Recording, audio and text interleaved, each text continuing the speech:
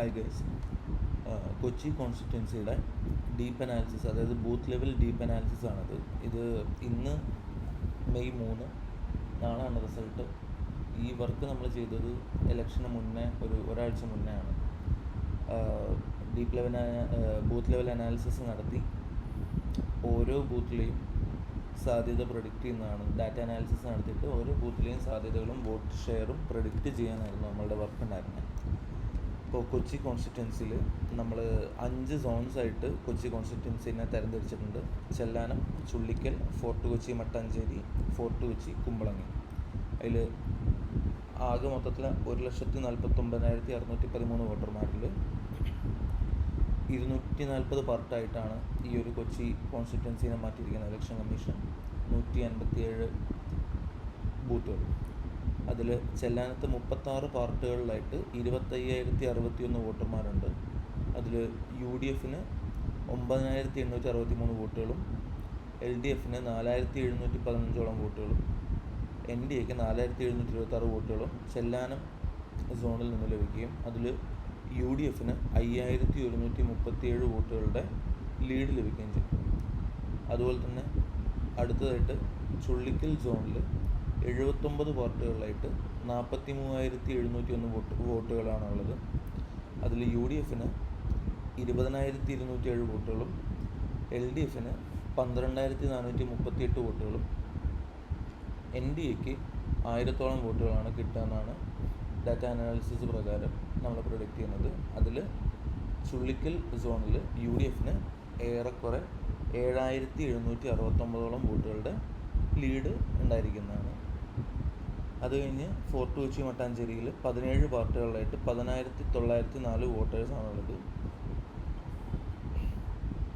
UDF 2,138 വോട്ടുകളും LDF 803 വോട്ടുകളും NDA 5,458 വോട്ടുകളും. ഈ സോണിൽ NDAയുടെ 2,000 വോട്ടുകൾ UDF പാനലിലേക്ക് മറിയാനുള്ള ഒരു സാധ്യതയും കൂടി ഉണ്ടായിരുന്നു.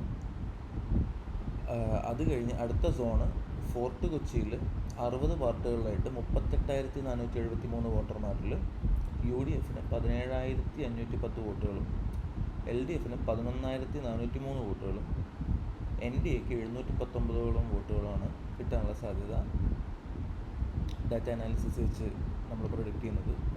ആൻഡ് ഫോർട്ട് കൊച്ചി സോണിൽ 6,107 വോട്ടുകളുടെ ലീഡ് UDF നിലനിർത്താനുള്ള സാധ്യതയുണ്ട്.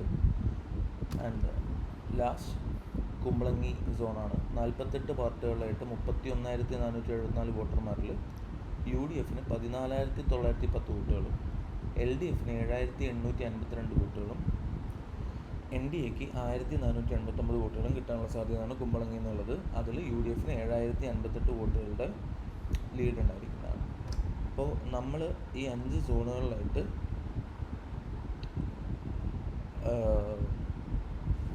ഇതിനെ 6 ടൈപ്പുകളാക്കി എല്ലാ പാർട്ടുകളും തരംതിരിച്ചിട്ടുണ്ട്. 240 പാർട്ടുകളായിട്ടാണ് ECI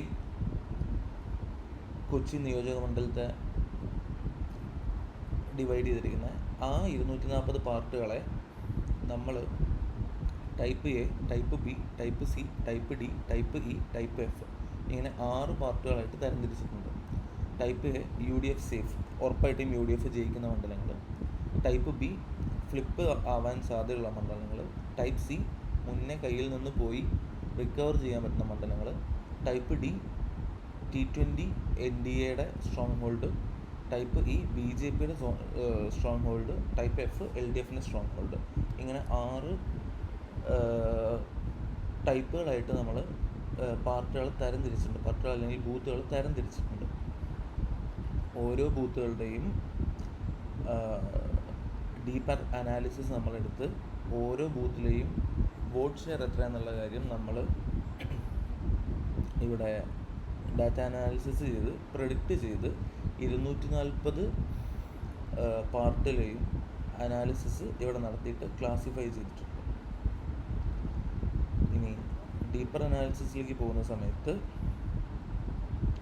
നമ്മൾ പ്രഡിക്ഷൻ നടത്തിയ method 2021 assembly result, 2020-25 vote share change, അതായത് തദ്ദേശ സ്വയംഭരണ സ്ഥാപനങ്ങളിലേക്ക് നടന്ന തിരഞ്ഞെടുപ്പിൻ്റെ സമയത്തുള്ള vote share change, constituency ward swing, booth level ഇൻറ്റിൽ 2024 പാർലമെൻറ്റ് ഇലക്ഷനിലേക്ക് വന്ന ബൂത്തുകളിൽ വോട്ട് ഷെയർ, പിന്നെ ഫൈനൽ അഡ്ജസ്റ്റഡ് വോട്ട് ഷെയർ, പിന്നെ നമ്മളുടെ പ്രഡിക്ഷൻ അൽഗോരിതം. ഇത്ര കാര്യങ്ങൾ യൂസ് ചെയ്തിട്ടാണ് നമ്മൾ ഈ ഒരു അനാലിസിസ് നടത്തിയിരിക്കുന്നത്. Thank you.